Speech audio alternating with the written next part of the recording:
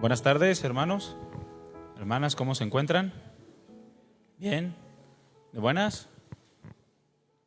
¿Trae flojera?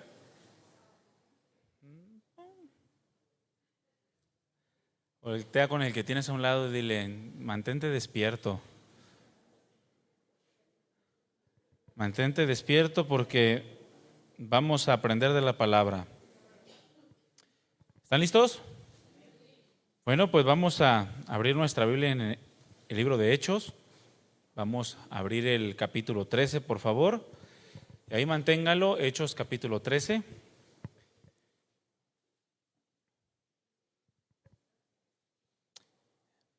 Estamos llevando la serie Aprendiendo de los Hechos. Es el tema 26 ya de esta serie. Le he puesto como tema a esta enseñanza, puestos para hacer luz.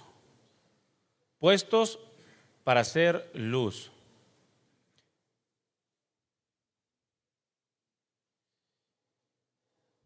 Vamos a leer rápidamente Hechos 13:47. Dice, porque así nos ha mandado el Señor diciendo, te he puesto para hacer luz de los gentiles, a fin de que seas para salvación hasta lo último de la tierra. Voltea con el que tienes a un lado y le tienes que ser luz. Volteen, véanse unos a otros y digan, tienes que ser luz. Y si alguien no volteó contigo, yo te digo, tienes que ser luz. ¿Sale? Y voy a agarrar parejo desde acá, mira, a todos. ¿Sale?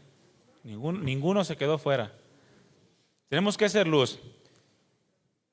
Este texto que acabamos de leer, bueno, se viene desarrollando en la visita de Pablo y Bernabé a Antioquía de Pisidia. Dice el versículo 14, ahí inicia esta historia, que ellos pasando de Perge llegaron a Antioquía de Pisidia y entraron en la sinagoga en un día de reposo y se sentaron. Y después de la lectura de la ley y de los profetas, los principales de la sinagoga mandaron a decirles a Pablo y a Bernabé, varones hermanos, si tienen alguna palabra de exhortación para el pueblo, hablen. Entonces Pablo, levantándose, hecha señal de silencio con la mano, dijo, varones israelitas y los que temen a Dios, oíd. A partir de aquí, Pablo comienza a desarrollar una enseñanza magistral dirigida a los judíos, a los que estaban en la sinagoga, y lo hace de una manera extraordinaria. Ustedes lo pueden leer, no lo vamos a leer porque, bueno, es un pasaje bastante largo, pero comienza a hablar desde la elección de Dios del pueblo de Israel a través del patriarca Abraham, a quien fue hecha la promesa. Después continúa hablando acerca de la liberación del pueblo, de los 400 años de esclavitud que tenían en Egipto. Les habla de cómo trató Dios durante 40 años con este pueblo contradictorio y rebelde en el desierto, para después ingresarlos a la tierra prometida en donde derrotaron a 7 naciones. Después dice que como por 450 años les dio jueces que los liberaran de la opresión cuando estos israelitas, este pueblo se apartaba de Dios y caía en cautiverio. Después de los jueces inicia el tiempo de los reyes con un hombre llamado Saúl, quien fue una piedra en el zapato para el pueblo de Israel, los trató mal, abusó de ellos. Quitado dice la Escritura, que Dios elige a David, quien es el hombre conforme al corazón de Dios, porque estaba dispuesto a hacer todo lo que Dios quería. E inmediatamente después de mencionar a David, se brinca hasta el nacimiento de Jesús. Expone a Abraham y a David, quienes son los principales de los judíos, los principales personajes, y comienza a hablar de Jesús, quien dice la Escritura que era del linaje de este David, de este hombre conforme al corazón de Dios, y este Jesús a quien levantó como Salvador del mundo. Habla de que antes de él profetizó o habló Juan el Bautista, Juan el Bautista es quien lo anuncia diciendo: viene tras de mí alguien que es primero que yo y de quien yo no soy digno de desatar la correa de su calzado. Después de esto, los invita a recibir la salvación del Señor en el versículo 26, diciéndoles: varones hermanos, hijos del linaje de Abraham, y los que entre ustedes temen a Dios, a ustedes es enviada la palabra de esta salvación. Dice, porque nuestros líderes, dice, sin saberlo, cumplieron lo que Dios ya había determinado, que era la muerte de Jesús, a quienes lo mataron injustamente, pero una vez que lo mataron, cumplieron con todo lo que él estaba escrito, lo quitaron del madero, lo sepultaron, mas Dios lo resucitó. Y después de resucitado se les apareció a sus discípulos, quienes ahora son testigos de todas las cosas que estamos presenciando. Versículo 38 y 39 les dice: sepan pues esto, varones hermanos, que por medio de él se les anuncia el perdón de pecados, y que todo aquello que por la ley de Moisés no pudieron ser justificados, en él es justificado todo aquel que cree. Les habla acerca de una profecía en cuanto al menosprecio a la salvación de Dios, una obra que aun cuando se anuncie no se creería, que ya no es por las obras, que no se necesita la ley para ser salvos, sino solamente la fe. Y les dice: no sea que esta palabra se aplique a ustedes como menospreciadores de la salvación de Dios. En el versículo 44 de ese mismo capítulo dice que el siguiente día de reposo se juntó casi toda la ciudad para oír la palabra de Dios. Imagínense cuántos eran en aquella ciudad. No hay un dato de cuántos estaban, pero eran miles, hermanos. Miles que se juntaban para escuchar la palabra de Dios. Esto produjo celos en los judíos y comenzaron a querer rebatir lo que Pablo decía con contradicciones y blasfemias. Lo que hablamos la semana pasada acerca de los opositores de la fe. Pero es ahí cuando Pablo les declara que a partir de ese momento ellos comenzarían a hacer luz, pero ya no entrando a la sinagoga de los judíos, sino hablando con libertad a todos los gentiles. Porque así dice el versículo 47 que leímos: nos ha mandado el Señor diciendo: te he puesto para luz a los gentiles, a fin de que seas para salvación hasta lo último de la tierra.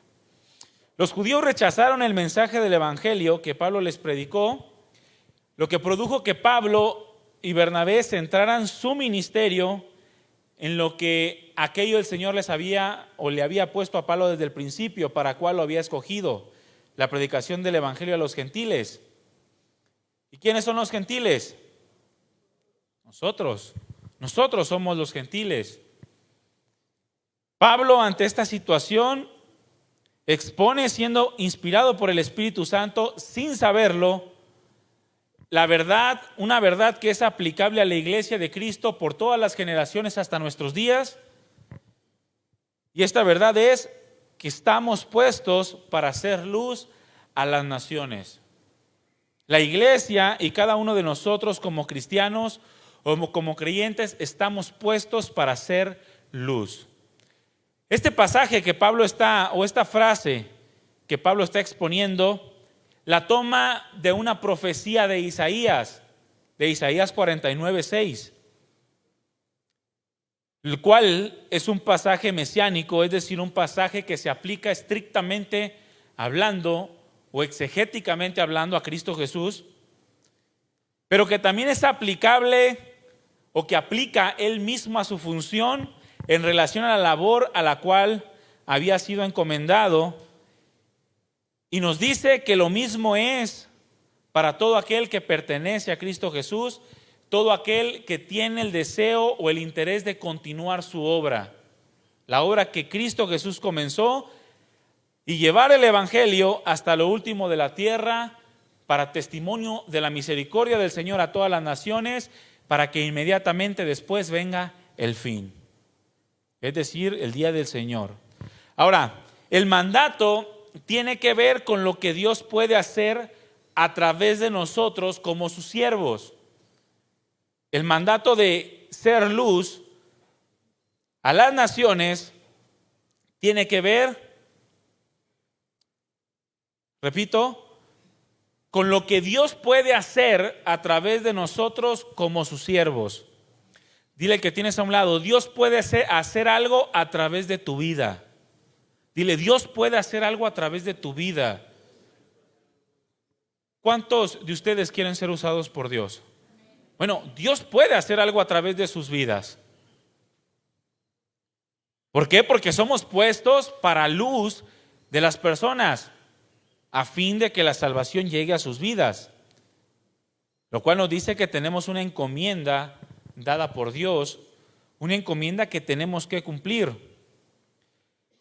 Ahora, ser instrumentos para llevar su salvación hasta lo último de la tierra requiere considerar ciertas cosas. Número 1, tenemos que entender que para poder cumplir adecuadamente con la tarea, es muy importante entender ¿por quién nos fue puesta la responsabilidad? Tenemos una responsabilidad, la de ser luz. Tienes que entender quién fue el que te impuso esa responsabilidad. Por otro lado, también tenemos que creer que nuestra vida se conduce todos los días o se debe de conducir todos los días con la autoridad de Dios por medio de Cristo Jesús y a través del Espíritu Santo. O en otras palabras, nosotros tenemos que vivir creyendo en la autoridad de Dios y esa autoridad que ahora también nos ha delegado a nosotros a través del propósito que Él estableció para nuestras vidas, la cual es ser luz a los gentiles. Y por otro lado, tenemos que entender que en ese propósito, Él, o sea Dios, es quien da la salvación. Primeramente, ¿quién fue el que dio el mandato de ser luz? Regresa ahí al versículo 47 de Hechos 13 y vamos a leer primeramente quién es el que dio el mandamiento. Dice, porque así nos ha mandado el Señor. ¿Quién es el que dio el mandamiento? El Señor. ¿Qué quiere decir esto, mis hermanos?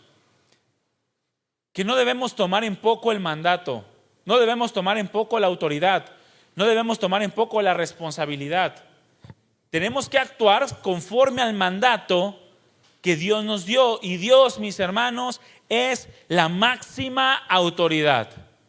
Dile al que tienes a un lado, Dios es la máxima autoridad. No el presidente, no el patrón, no tus padres, no el pastor, no cualquier persona en este mundo, sino Dios. Dios es la máxima autoridad.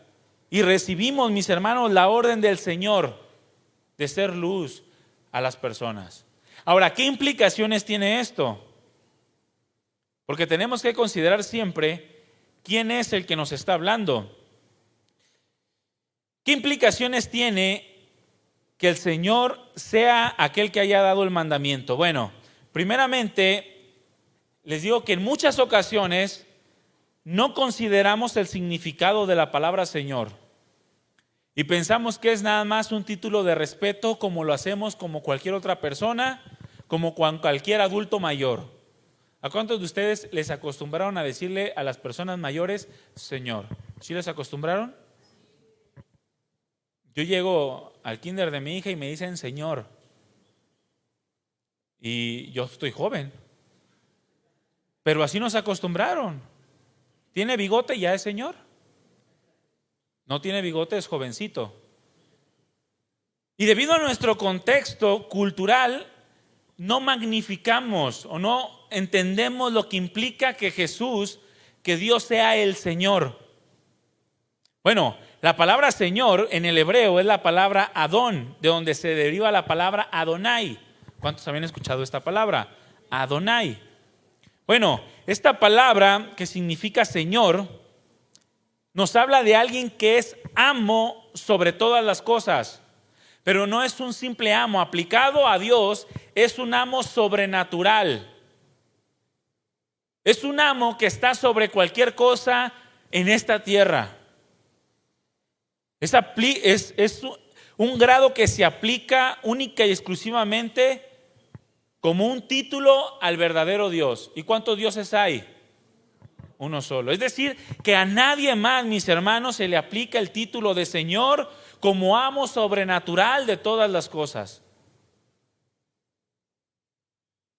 En el pueblo hebreo, la palabra Adonai era aplicada a Dios en el sentido más amplio que pudiera existir. Ahora, era el título que se le daba con el fin de no mencionar su nombre, el cual consideraban santo y sagrado. De hecho, de esta palabra Adonai viene la transliteración Jehová o Jehová. Pero bueno, eso se los explico otro día. Pero de esta palabra Adonai es la que se usaba y que sustituía en las escrituras cuando se leían o cuando se hacían escritos en donde venía el nombre del Señor, lo que conocemos nosotros como el tetragramatrón.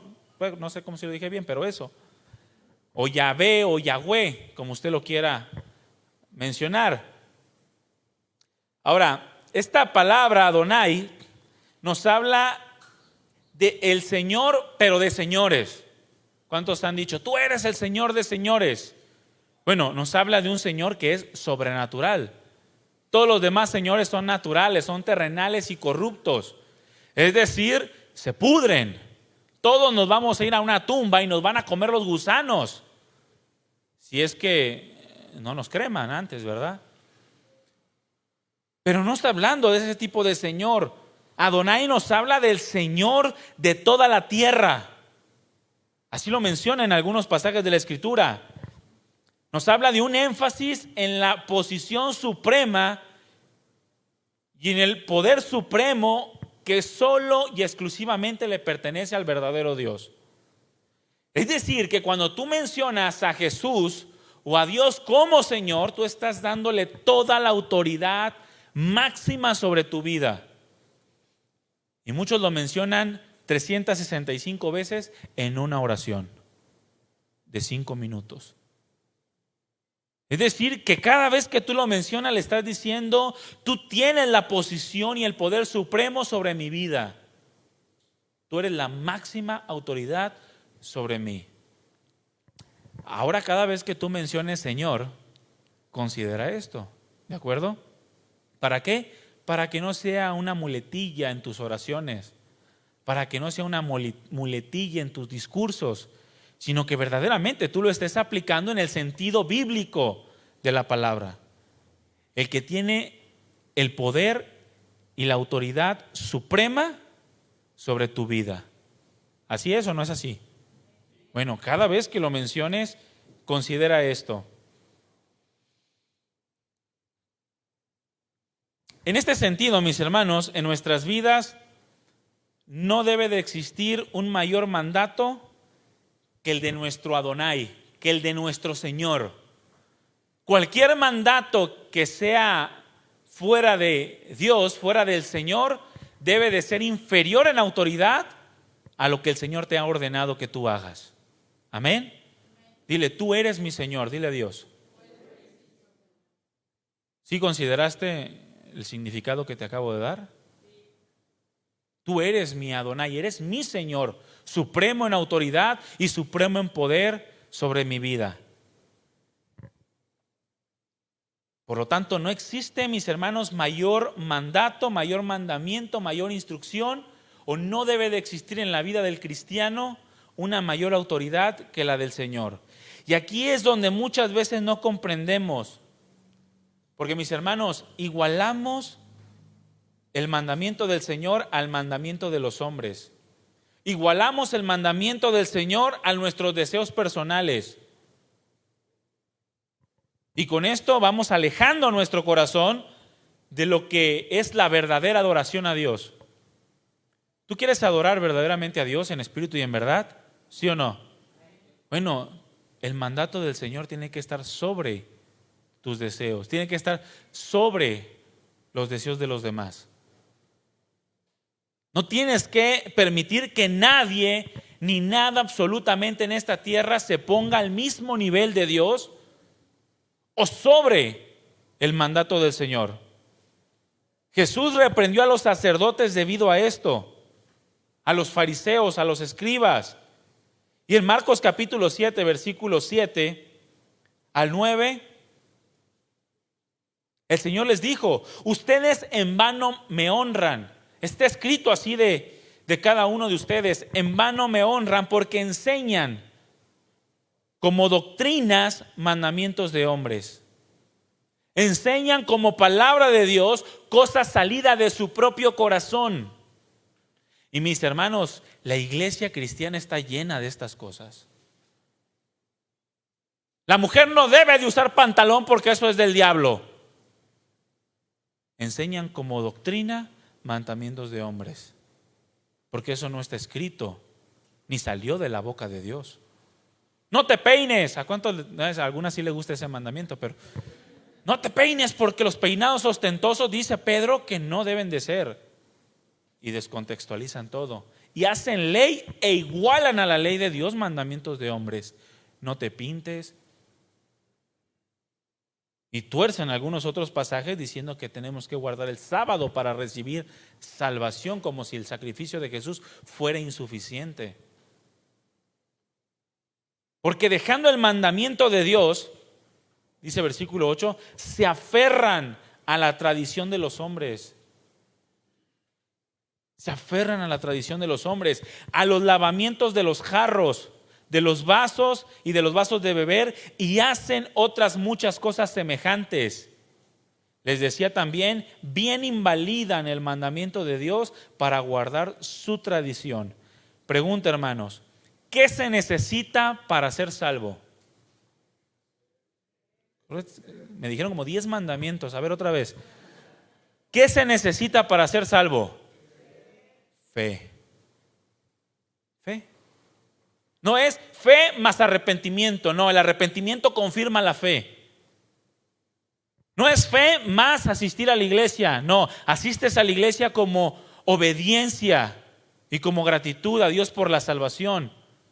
No es fe más esto, fe más el otro. No tienes que añadirle nada a la salvación. Porque cuando tú le añades algo a la salvación, en lugar de, o igualas la fe como requisito a cualquier otras cosas, tú estás poniendo tu razonamiento, el mandamiento de cualquier otra persona, al mismo nivel de autoridad que la palabra de Dios. Y eso no puede ser, hermanos. Otra versión, este pasaje de Marcos 7, 9 lo menciona de la siguiente manera: su adoración por mí es inservible, dice. Su adoración, le está diciendo Dios al pueblo, su adoración por mí es inservible, porque enseñan reglas hechas por hombres como si fueran verdades. Mi hermano, en cosas que no están escritas en la palabra de Dios y tú tienes fe, tenlas para contigo mismo. No las hagas ley. No hagas ley algo que tú crees. No hagas ley algo que tú piensas o sientes que debe de ser. Vívelo, practíquelo tú y honra a Dios con eso. Pero no lo impongas como palabra de Dios a otros, porque vas a producir que igualen la autoridad de Dios a la autoridad de los hombres, y eso es una aberración, hermanos. La autoridad de Dios está sobre cualquier mandamiento de hombres, sobre cualquier deseo, sobre cualquier pensamiento. De otra manera sería una adoración inservible. El Señor les dijo al pueblo de Israel en Isaías: estoy hastiado de sus sacrificios. Y curiosamente eran sacrificios que Dios mismo había ordenado, pero que eran motivados por un corazón egoísta, por un corazón vanidoso, por un corazón soberbio, lleno de concupiscencia. Lo que Dios quiere, mis hermanos, es un espíritu quebrantado. Eso es lo que Dios te pide. Esos son los verdaderos sacrificios al Señor. Esa es la verdadera adoración. Un espíritu quebrantado, dispuesto a obedecer a Dios en reconocimiento de su voluntad. Por lo tanto, mis hermanos, Dios deja de ser nuestro Señor, aunque tú lo repitas 1000 veces en una sola oración. Dios deja de ser nuestro Señor cuando no le damos la supremacía a sus ordenanzas. Dios deja de ser nuestro Adonai cuando no le damos la importancia suprema a sus mandamientos y ponemos nuestros deseos o los mandamientos de otros al mismo nivel de Él. Por esta causa, mis hermanos, el pueblo de Israel fue quebrantado en muchas ocasiones. El Señor les dijo ahí en Malaquías 1:6, si soy Señor, ¿dónde está mi temor? Porque ustedes me dicen Padre y me dicen Señor, pero el Hijo honra al Padre y el siervo honra a su Señor. Y ustedes no me han honrado. Les dice, ustedes menosprecian mi nombre. ¿Y qué es menospreciar? Darles un valor menor. Y cuando nosotros menospreciamos al Señor, le estamos dando un valor menor a su nombre. Así se conducía el pueblo de Israel, no andaba en los caminos que el Señor les encomendó. Dios los escogió para ser ese pueblo representativo de la gloria de Dios en la tierra. Dios los llamó para que fuera un pueblo único entre las demás naciones. Pero tomaron en poco el señorío de Dios. Lo menospreciaron hasta a tal grado que quisieron un rey que reinara sobre ellos, un rey de carne, como las demás naciones. Y terminaron en tinieblas completamente. Y escúchenme bien, eso hasta el día de hoy. Hasta el día de hoy. Hay videos ahí en las redes en donde a causa de la guerra muchos están pidiendo que venga el Mesías. El pueblo de Dios está pidiendo que venga el Mesías porque todavía tienen un velo puesto, el cual les será quitado cuando se conviertan al Señor. Y todo por causa de que menospreciaron el señorío de Dios. En tiempos de Jesús y en tiempos de Pablo, el equivalente o el sustituto más común, que más comúnmente se usaba en el cristianismo del primer siglo era la palabra kurios. Es la palabra griega que se traduce como Señor, pero que en el cristianismo del primer siglo lo aplicaban a Dios como Señor. Es el equivalente a Adonai en el hebreo, creo que es Merá en el arameo, si mal no recuerdo, Merá con H al final, donde viene la palabra Maranata. Pero en el griego y en el cristianismo del primer siglo, las escrituras se tradujeron como kurios, cuando se refería al Señor, y Pablo lo menciona aproximadamente 180 veces en 7 de sus cartas. Este nombre aplicado lo menciona más de 200 veces, pero en 180 de ellas aplica la palabra kurios a Jesús, igualándolo a la palabra Adonai en el Antiguo Testamento. Ahora, esta palabra kurios igualmente significa amo soberano que gobierna toda la creación. Cuando tú le dices Señor a Jesús, tú le estás diciendo tú eres mi kurios, o Kyrios, que es otra forma de pronunciación de esta palabra en su raíz. Tú le estás diciendo tú eres el amo soberano que gobierna sobre mi vida. A ver, dile al Señor, tú eres mi kurios. Eres mi amo soberano que gobierna mi vida. Ahora, pregúntate, ¿esto es una realidad en ti? Porque Él fue el que dio el mandato de ser luz. No lo dijo el Papa, no lo dijo algún sacerdote, y en nuestros días mucho menos un pastor. Lo dijo el Kurios, mis hermanos, quien es el amo soberano que gobierna toda la creación. Alguien que tiene y controla todas las cosas, que le pertenece todas las cosas que existen en los cielos, en la tierra y debajo de la tierra. Tú mismo te le perteneces a Dios. Y cuando tú mencionas Señor en tus oraciones, tú le estás declarando y estás haciendo un compromiso con Él de comportarte así. Estás diciéndole, yo me quiero comportar en esta tierra siendo gobernado por ti de manera soberana. ¿Cuántas veces le menciono? ¿Cuántas veces oras al día? No, pues muchas, ¿verdad? ¿Oras por los alimentos? A ver, ¿quién ora por los alimentos? Levante su mano. A ver, volteen a ver quién no, para que ahorita le...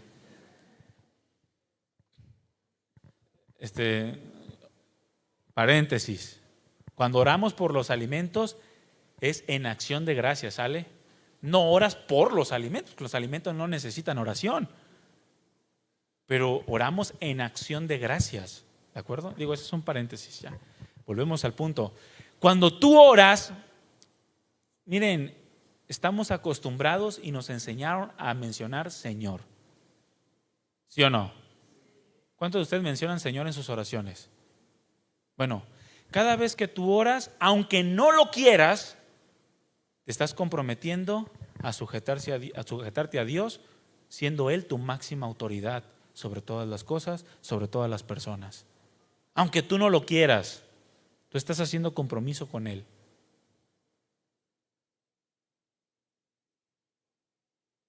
Jesús expresó en Lucas capítulo 6, versículo 46, en cuanto a esto: ¿por qué me llamas Señor, Señor, y no haces lo que yo te digo? ¿Por qué me llamas Señor, Señor, y no haces lo que yo digo? Es una exhortación de parte del Señor para con nosotros.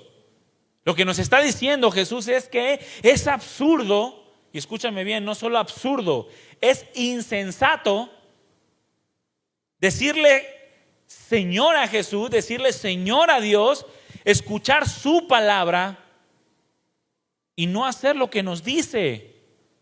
Es absurdo y insensato.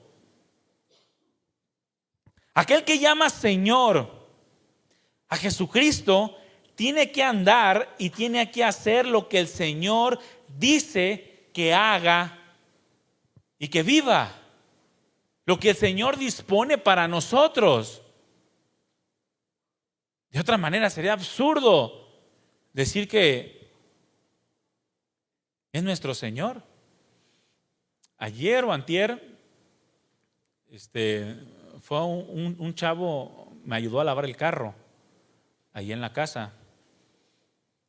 Y estábamos platicando, ¿no? Acerca del frío, porque ya se viene el frío, ¿verdad?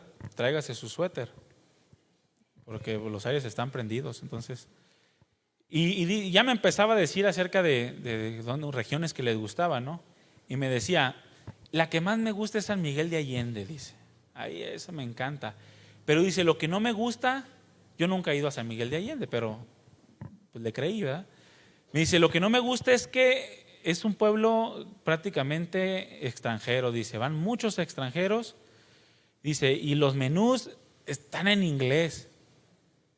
Dice, y me choca, dice, que siendo mexicano, estando en México y siendo, dice, hablando náhuatl, no inglés, tenga dificultades para pedir comida. Bueno, es absurdo estar en México y no hablar en español, ¿sí o no? Obviamente el idioma inglés es buenísimo. Yo sé decir hello y me ha ayudado mucho.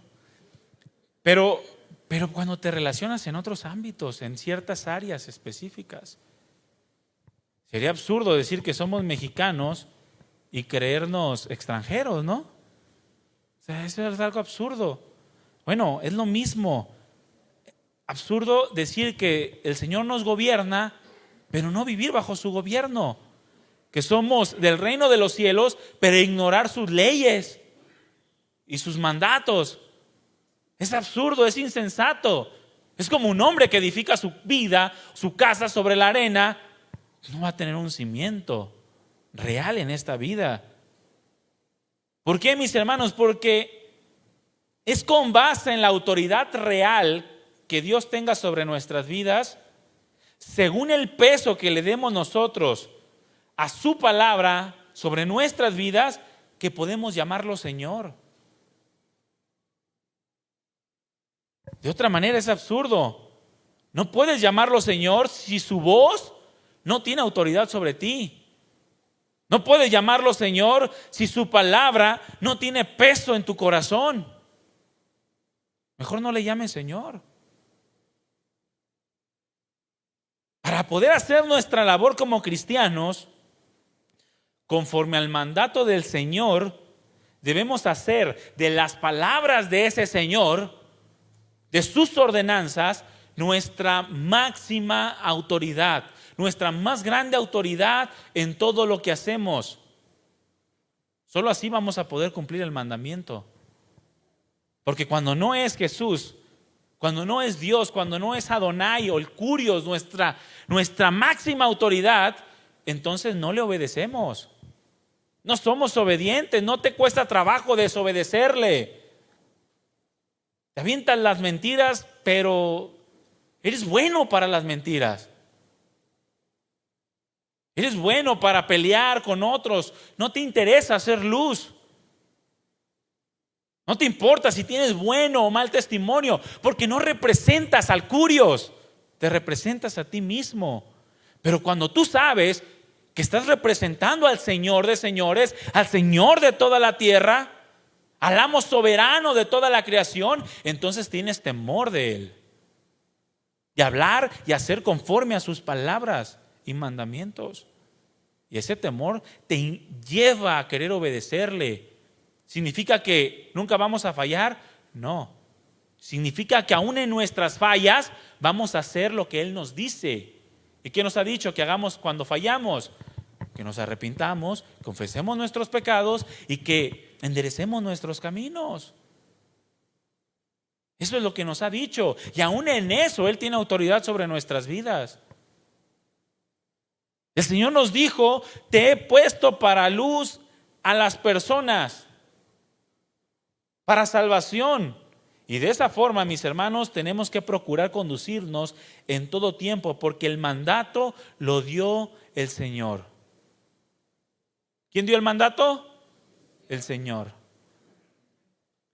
A mí me da risa de repente cuando llegan personas y le dicen a los cristianos, o nos dicen, porque yo también soy cristiano, nos dicen: es que en tu iglesia no te dejan hacer esto. Es que en tu iglesia no te dejan escuchar música secular. Es que en tu iglesia no te dejan ponerte ebrio. Qué exagerados. En tu iglesia no te dejan hacer eso. A ver, pregunta: ¿quién es el que no nos deja? ¿El pastor o el Curios? Señor, el Curios. No estamos sujetos a hombres. Estamos sujetos al Rey de Reyes y Señor de Señores. Porque yo soy gran rey, dijo Dios. Cuando llegan y te digan: es que ¿por qué no haces esto? No digas que porque en la iglesia no te dejan. Eso es absurdo. Entonces tú estás poniendo la autoridad del pastor, la estás igualando a la autoridad de Dios, y eso es una aberración. Si algo no practicas o algo sí practicas, es por la ordenanza de Dios, por el Señor, quien nos ha mandado. Y si en algo no nos ha mandado el Señor, entonces no tenemos por qué hacerlo. No tenemos obligación de ponerlo por obra. Aunque hay principios que regulan la vida cristiana en cuanto a lo que edifica y lo que no edifica, lo que da testimonio y lo que no da testimonio, lo que puede ser tropiezo y lo que no es tropiezo. Y aún en eso debemos de conducirnos bajo la autoridad máxima y suprema de nuestro Dios. Amén. Él es quien nos dio el mandamiento. Ahora, es Dios quien nos ha puesto para poner por obra ese mandamiento. Dice: porque así nos ha mandado el Señor diciendo: te he puesto. Es Dios quien nos puso para que pusiéramos en práctica su mandato. Ese Dios que es la máxima autoridad es quien ahora, mis hermanos, nos da su autoridad para cumplir con la tarea. De modo que podemos cumplirla, porque Él nos la dio. El Señor nos da una encomienda como hijos suyos, pero no lo hizo en una forma en la que nos encargáramos como pudiéramos, sino que nos envía con su autoridad para cumplir fielmente con esa labor. Esta frase, te he puesto, nos habla o refiere a ser establecido mediante una determinación divina. Eso es lo que significa te he puesto, que Dios determinó algo y ese algo se tiene que cumplir, porque Él lo determinó. ¿Qué significa esto? Que una vez establecido por Dios, podemos estar plenamente convencidos de que tenemos de parte de Dios lo que se requiere para mantenernos firmes y constantes para poder cumplir con la encomienda. Por ejemplo, ¿cuántos recuerdan cuando el Señor les dijo a sus discípulos, pasemos al otro lado? ¿Sí recuerdan esa historia? Esa era una determinación. Dios no les estaba diciendo, Jesús no les estaba diciendo, pues vamos a ver si logramos pasar. Vamos a ver si no nos perdemos en el camino. Él simplemente dijo, vamos al otro lado. Él sabía y había determinado que pase lo que pase, suceda lo que suceda, ellos iban a llegar al otro lado. Los discípulos no entendieron la autoridad de Jesús, o no la entendían en ese momento todavía, de manera que se espantaron y lloraron y gritaron, estamos muriéndonos. Y el Señor les da una poderosa lección. En ese momento les dijo, no sean hombres de poca fe, no duden de mi autoridad. Y lo respaldó calmando las tempestades con una simple palabra de su poder. Algo extraordinario. Y esa autoridad fue confirmada en el corazón de los discípulos, porque ellos dijeron, ¿quién es este? Que aún los vientos y el mar le obedecen. Por lo tanto, mis hermanos, cuando Dios determina algo, es porque se va a hacer. Como decían por ahí, con nosotros, sin nosotros o a pesar de nosotros. Dios va a cumplir sus determinaciones. El Señor nos ha puesto, mis hermanos, y debemos creer en que Él es quien hará la obra a través de nosotros. Abre tu Biblia en Juan capítulo 14.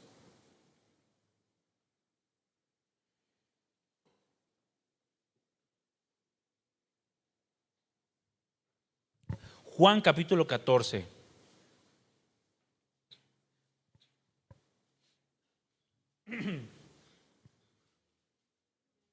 ¿Ya lo tienes?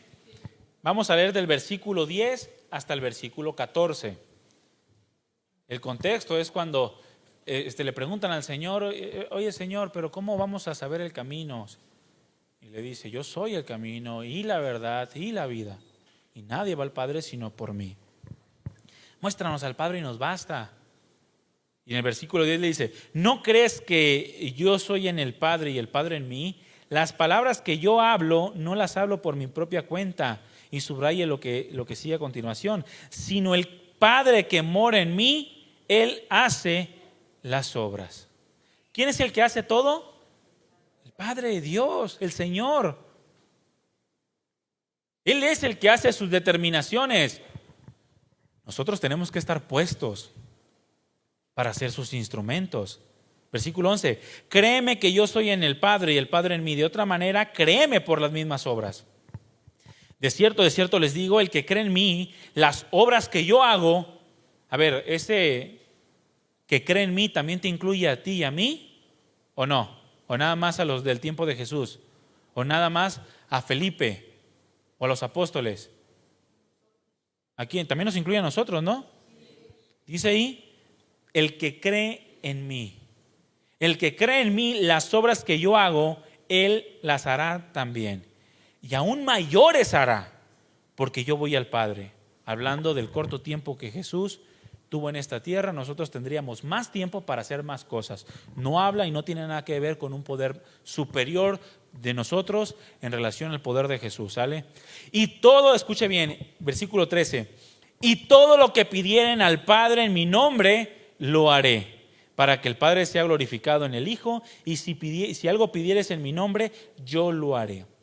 Ahora, la fidelidad, mis hermanos, en la encomienda es una pieza clave. ¿Quieres ser un instrumento de Dios para que se cumplan sus determinaciones? La fidelidad es clave. Dile que tienes a un lado, tienes que ser fiel. Primeramente, en tu comunión personal e íntima con Dios. La fidelidad a la encomienda es una pieza clave para poder ser luz. No torcer la escritura como muchos lo hacen. Fíjense, el versículo 13 dice algo que es muy mencionado: y todo lo que pidieres al Padre en mi nombre, lo haré. Muchos toman este texto y lo tuercen. Por eso no son luz. Por eso nadie les cree. No, tú pídele, y dijo que todo lo que pidas al Padre en su nombre, Él lo hará. Y tú pídele lo que tú quieras. ¿Será esto así, mis hermanos? ¿Será esto lo que nos permitirá cumplir con la determinación del Señor, quien nos ha puesto para hacer luz?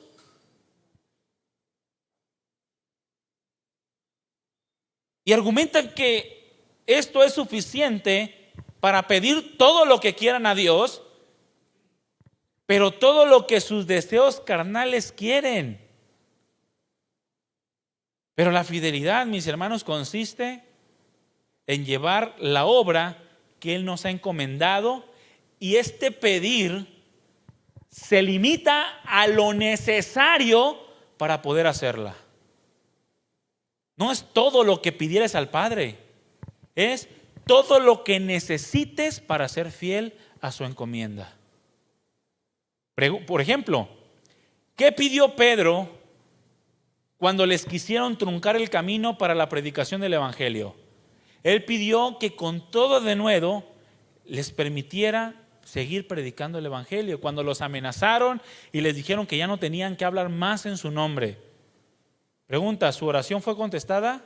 Sí, porque todo lo que pidiera al Padre, que es necesario para cumplir la encomienda, lo va a hacer. No todo lo que nuestros deseos carnales quieran. No tiene nada que ver con eso. Tiene que ver con lo que necesitamos para poder ser luz. Señor, dame una camioneta 2024 para hacer luz a los gentiles. ¿A poco necesitas? Es que para darle raite y ahí les predico. Y necesitas una 2024. Pues sí, porque si no, pues hay que estar dando mantenimiento, ya sabes. Ese es un deseo carnal. Y los tiene el Señor con un carrito, con 2 llantas, y están tristes, amargados. Y es que no es cierto, ahí dice el Señor todo, y le he pedido y no me responde.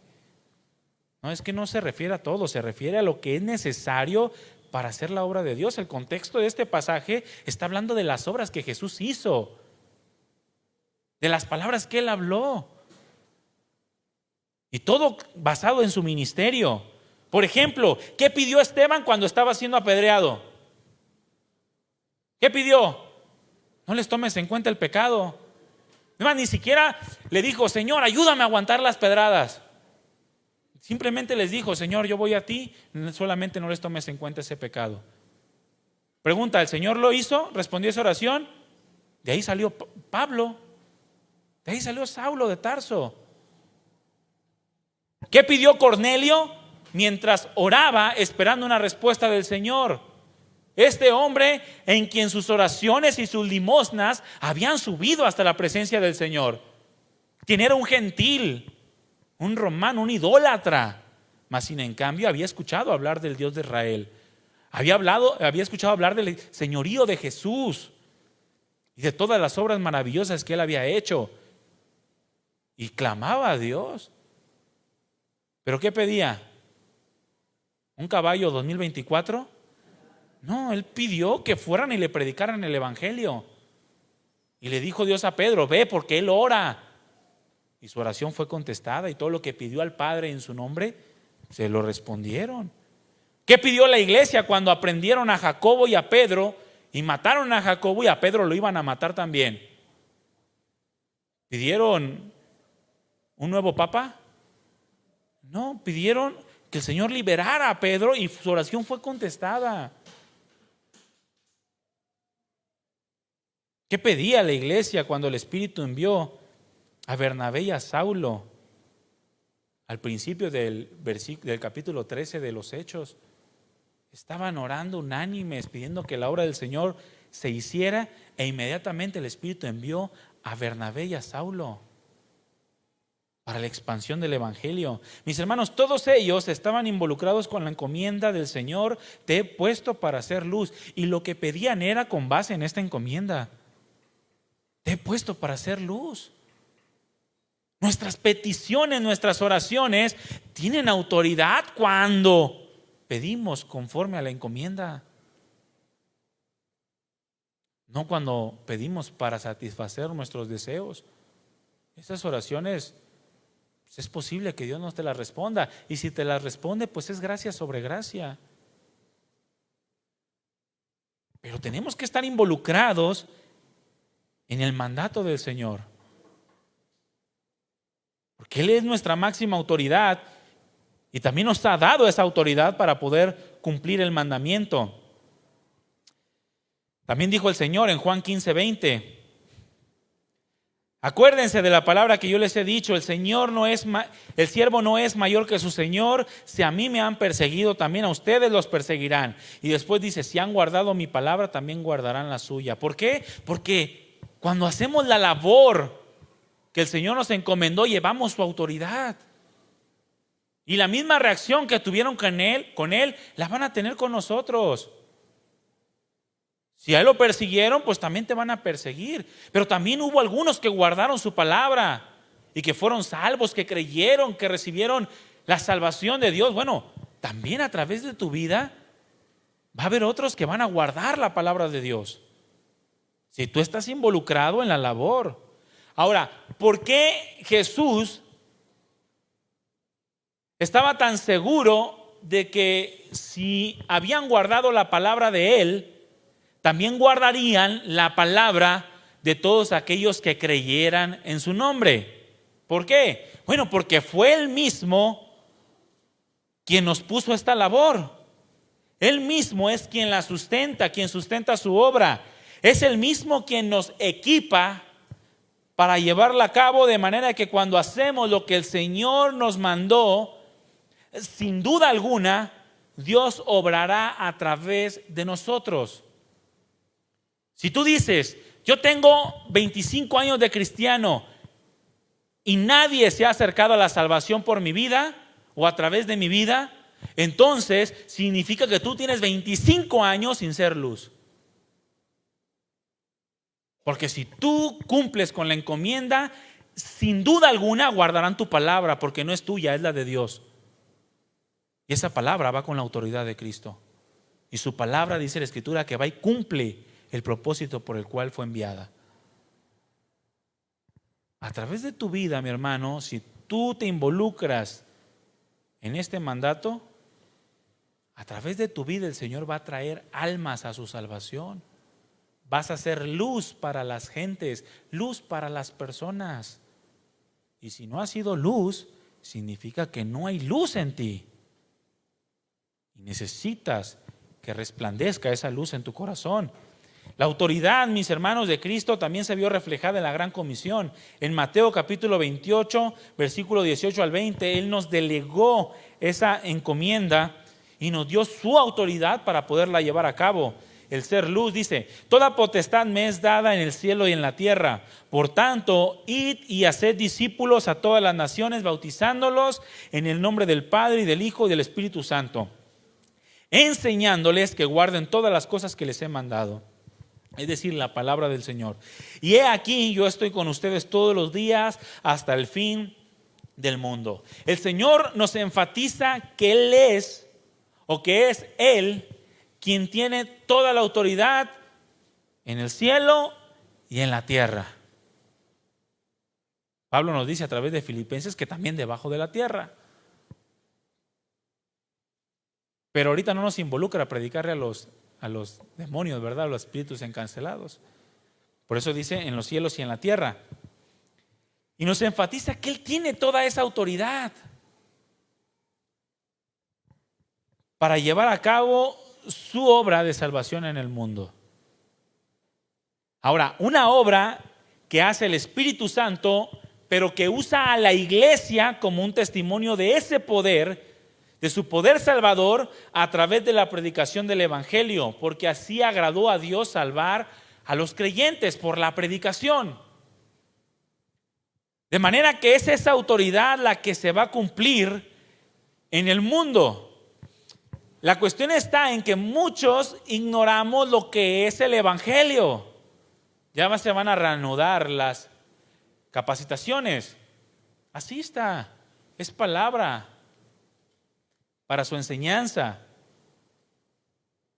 Entonces Dios tiene toda la autoridad para llevar a cabo su obra de salvación en el mundo, y esa obra la hace por el Espíritu Santo a través de la iglesia, quien da testimonio de la salvación y del poder de Dios. Escúchame bien, la iglesia da testimonio del poder salvador de Dios. ¿Sí lo alcanzas a entender? A través de la predicación del Evangelio. Si tú vives pero no predicas, no pasa nada, nadie se va a convertir. ¿De qué sirve que tú le digas a las personas que tu vida ha sido transformada si no le dices por qué? Y si tú predicas pero no vives, tampoco de nada sirve. ¿De qué sirve que le digas a las personas que Dios transforma si no te ha podido transformar a ti?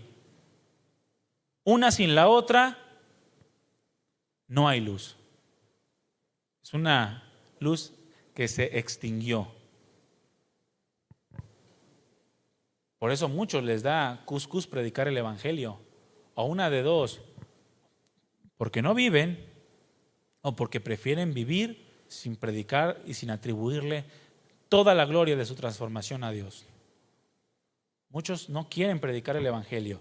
Ahora, ¿qué es el Evangelio? Todos, la buena nueva de salvación. Aunque no supieran, a ver otra vez. A ver, ¿qué es el Evangelio? Eso, así sabían, fíjense. Nadie les sopló, ¿verdad? Ahora, el Evangelio es la buena nueva de salvación. Una salvación que como iglesia anunciamos. Una salvación que anunciamos que es una realidad, ¿sí o no? ¿Tú crees en la salvación del Señor? Bueno, esa salvación tú anuncias que es verdadera, que el Señor te ha salvado y que te ha transformado, que te ha dado nueva vida, que te ha hecho nueva criatura. Es una salvación que como iglesia anunciamos que es una realidad. Ahora, salvación que va acompañada de una vida nueva y transformada, la cual nos es creída por otros porque va acompañada del obrar. Es decir, un comportamiento que está alejado de las obras de las tinieblas, de la mentira, de la soberbia, de la lujuria, la vanidad, el egoísmo, la maledicencia, la ira, la amargura, etc. Una forma de vivir que anuncia un temor de Dios, una gratitud en la búsqueda y la obediencia a su palabra, un sentido de vida eterna por medio de la fe y a través de la constante santificación. Eso es el Evangelio. O eso es el verdadero Evangelio. Y esa, mis hermanos, es la única manera de ser luz. No hay otra. Cuando tú predicas el Evangelio, es decir, la buena nueva de salvación, una salvación real que anuncia la iglesia, pero que va acompañada de una manifestación clara, una manifestación visible de una vida nueva y transformada. ¿Que nos creen? Porque vivimos apartados de las tinieblas, vivimos en la luz de Cristo Jesús. Esa, mi hermano y mi hermana, es la única manera que existe de ser verdadera luz en el mundo. La única. No importa cuánto prediques, no importa si hablas bonito, no importa si tienes una excelente retórica. Si no vives, no te van a creer.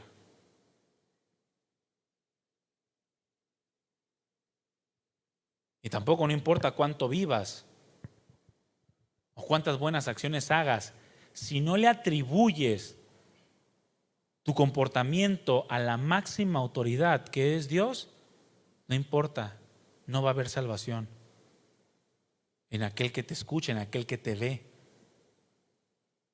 Cuando hay coherencia entre nuestra vida, nuestra forma de vivir, palabras, acciones, pensamientos, sentimientos, cuando ya hay una coherencia en toda nuestra manera de vivir y la vida de Cristo Jesús, entonces hay luz en la tierra. Solamente así. Si no, no.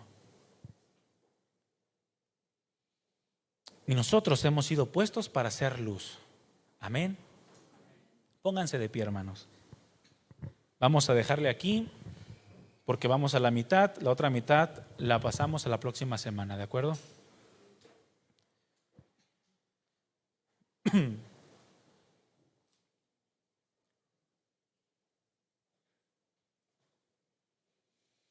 Dios nos ha puesto para luz a las personas.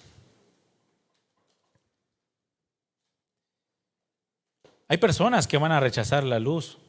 Lo vamos a ver la próxima semana.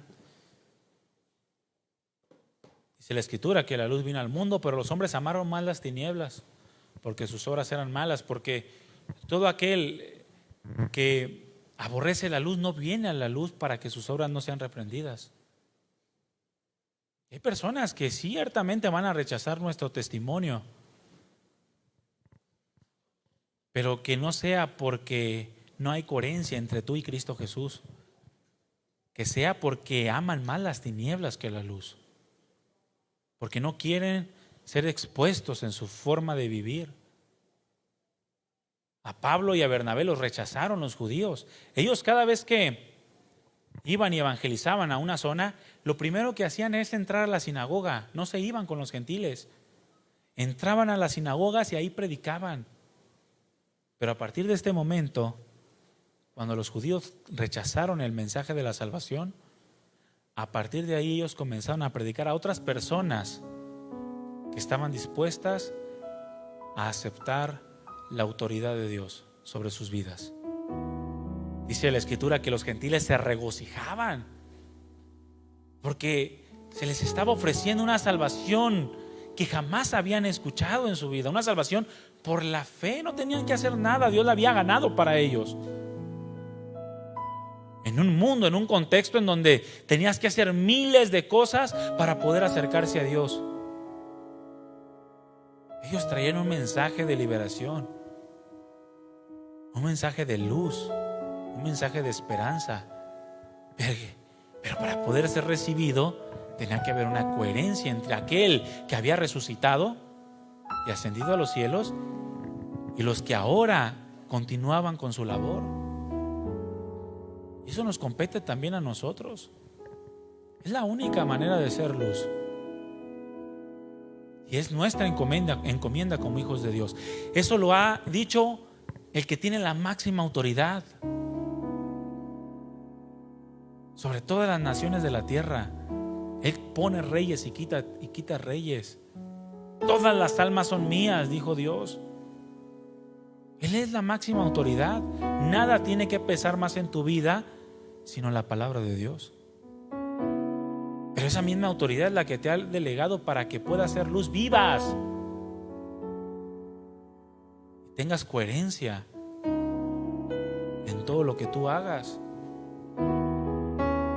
Tienes que vivir de esa manera, porque así ha dicho el Señor: te he puesto para luz de las gentes, para luz de las personas, para luz de los que están en tu casa, para luz de los que están en tu trabajo, para luz de los que están en tu escuela, para luz de los que están alrededor tuyo, para que también ellos sean salvos. Cierra tus ojos. Amado Dios, te damos muchas gracias por tu palabra. Gracias porque tú en el día a día nos recuerdas las cosas y nos sigues exhortando para que podamos buscar ser ese reflejo tuyo en esta tierra. Queremos ser esa iglesia resplandeciente. Ayúdanos a predicar el evangelio, Señor, pero el verdadero evangelio, ese evangelio que va acompañado de obras, de una vida piadosa. Gracias, Señor, porque no podemos tener un mayor privilegio en esta tierra que el tenerte a ti como nuestro Señor, nuestra más grande autoridad. De manera que cualquier pensamiento, cualquier mandamiento, cualquier deseo de hombres está por debajo de lo que tú nos has mandado, porque es necesario obedecer a Dios antes que a los hombres.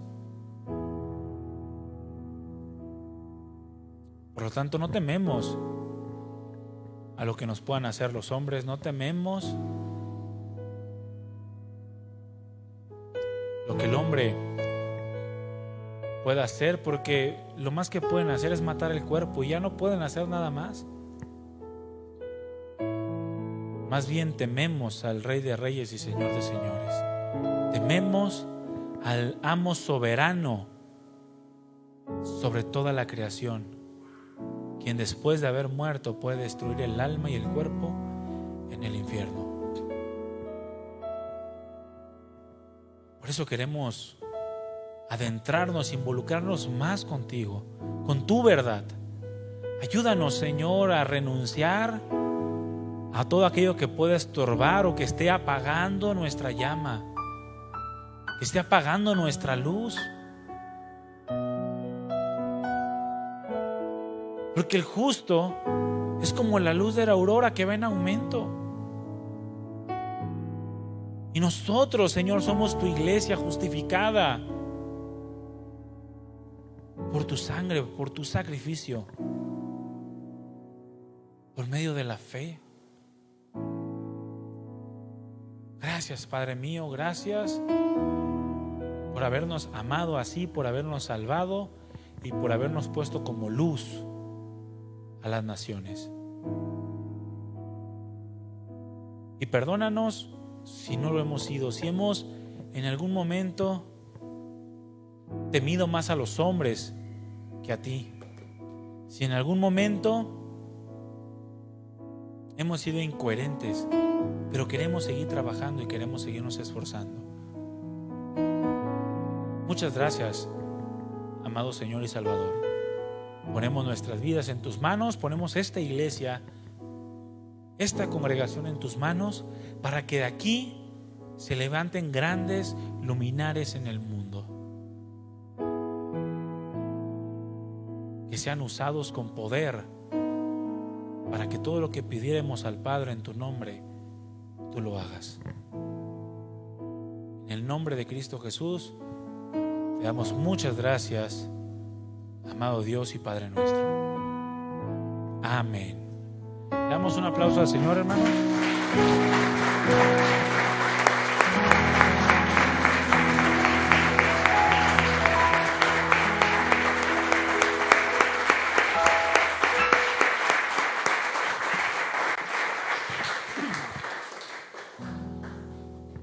Gracias a Dios, mis hermanos, por este tiempo. Dile gracias por ser mi Señor. Ya sabemos lo que significa eso, ¿verdad? Entonces dile otra vez, gracias por ser mi Señor. Así debemos andar. Amén.